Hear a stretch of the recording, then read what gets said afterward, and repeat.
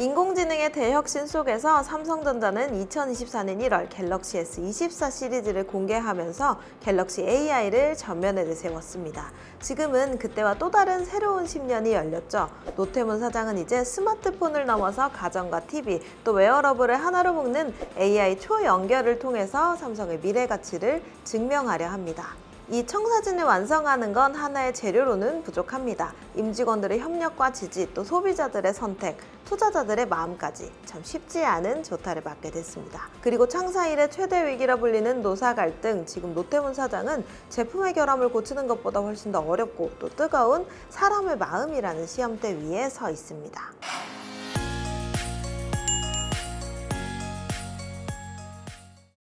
최근 임금 협상 과정과 결과로 많은 분들이 소외감과 박탈감, 또 회사에 대한 실망과 서운함을 느끼셨으리라 생각한다. 삼성전자는 지금 참 핫한 기업입니다. 3등 릭스로 국장을 끌어가는 쌍두마차이자 인공지능과 반도체의 화랑기를 제대로 누리고 있는 기업.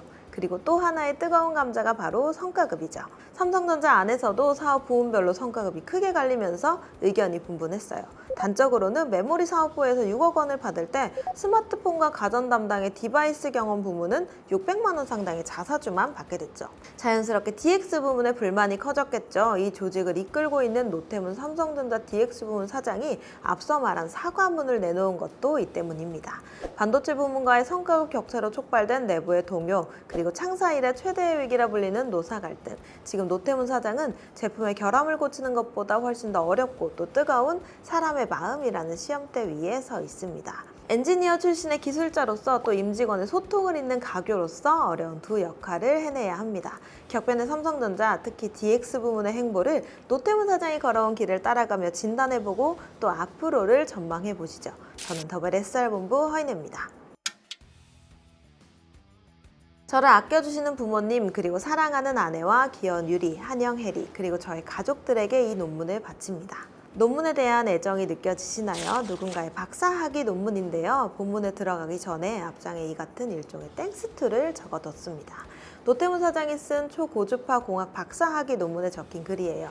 노태문 사장은 대구 대륜고등학교와 연세대학교 공대 전자공학과를 졸업한 후에 포항공대 대학원 전자전기공학부에서 초고주파 공학을 전공했습니다. 쉽게 설명하면 휴대폰 통신과 와이파이 등 현대생활 전반에 초고주파 공학이 섞여 있습니다. 1968년생인 그는 1997년 삼성전자에 입사해서 20년간 모바일 사업 담당의 무선사업부에서 일했습니다. 그의 전문성을 아주 잘 살릴 수 있는 부문이었죠. 발군의 실력을 보였고요. 특히 삼성전자가 2000년 울트라 초슬림바라는 당시로서는 최신식의 기술이 집약됐으면서도 두께가 6.9mm로 얇았던 혁신적인 제품을 주도적으로 개발해서 최연소 상무로 승진합니다. 만으로 40세가 채 되기도 전이었죠. 모바일 연구개발, 상품 전략, 또 디자인 경영센터장, MX 사업부장을 거치면서 갤럭시 사업의 제품 기획과 사용자 경험 전반을 맡아갔습니다. 2000년대 삼성전자의 글로벌 시장 휴대폰 점유율은 10% 수준이었다고 해요. 삼성전자의 승부수는 2010년 등장합니다.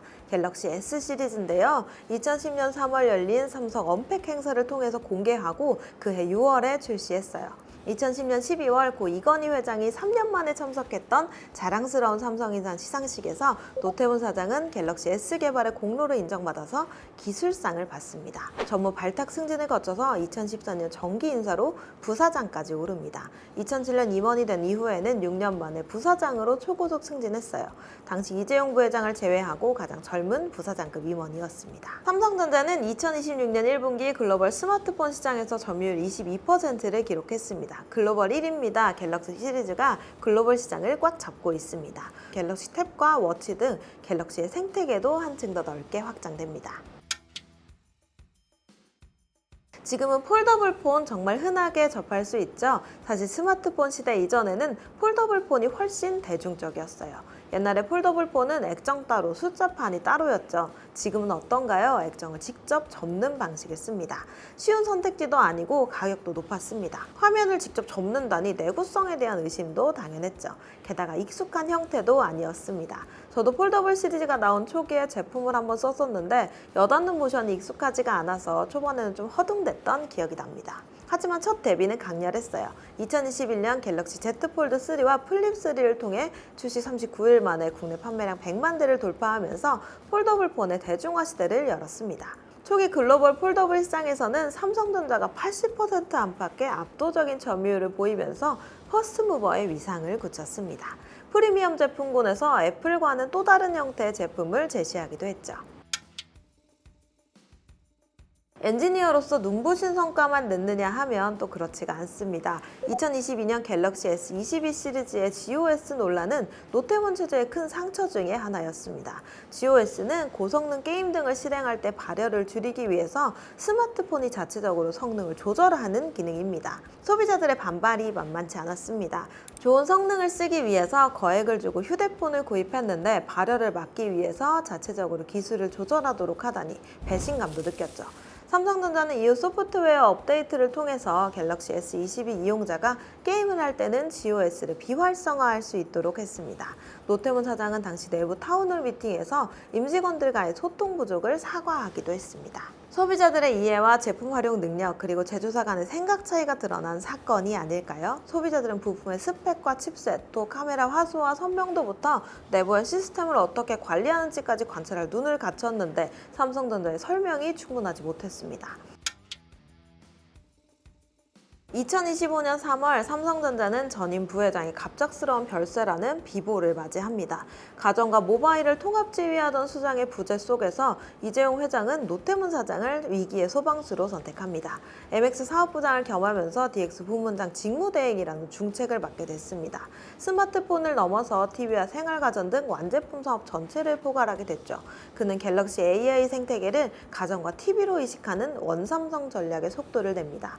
노태문 사장은 DX 부문장 직무대행을 맡은 뒤에 첫 메시지에서 DX 부문의 강점을 연결해서 더 큰 가치를 만들자며 원삼성 기조를 강조했습니다. 한종희 전 부회장이 DX 부문 통합 이유에 내세웠던 키워드를 그대로 이어받은 셈입니다. 2025년 11월 21일 삼성전자는 2026년 정기 사장단 인사를 발표했습니다.